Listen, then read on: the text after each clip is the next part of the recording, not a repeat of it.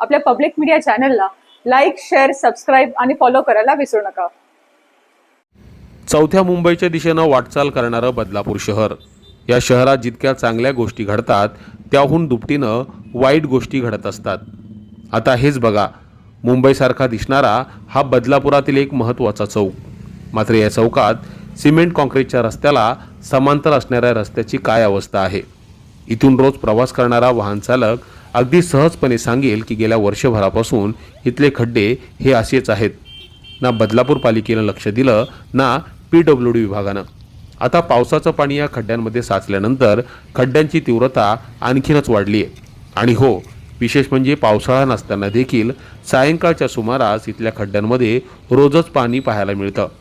बदलापूर नगर परिषदेमधील reel star लोकप्रतिनिधी इथे तर एखादा स्पीड ब्रेकर जरी टाकला, अहो इतकंच काय तर स्पीड ब्रेकरला पांढरे पट्टे जरी मारले तरी त्याचे स्वतः उपस्थित असलेले फोटो काढून आपल्या सोशल मीडिया अकाउंटवर ते पोस्ट करतात.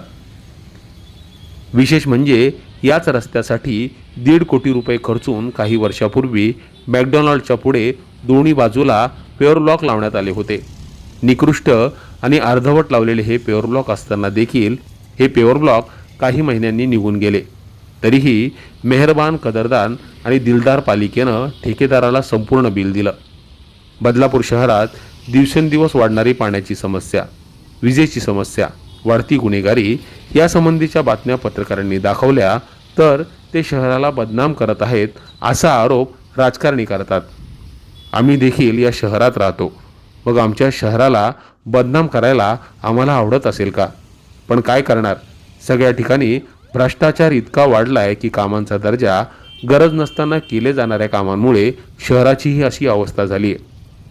मग पालिकेतील सत्ताधारी, विरोधक, सामाजिक कार्यकर्ते आणि तुमच्यासारख्या मायबाप जनतेसमोर अशा प्रकारच्या बातम्या करून वास्तववादी चित्र आम्हाला दाखवण्याची वेळ येते.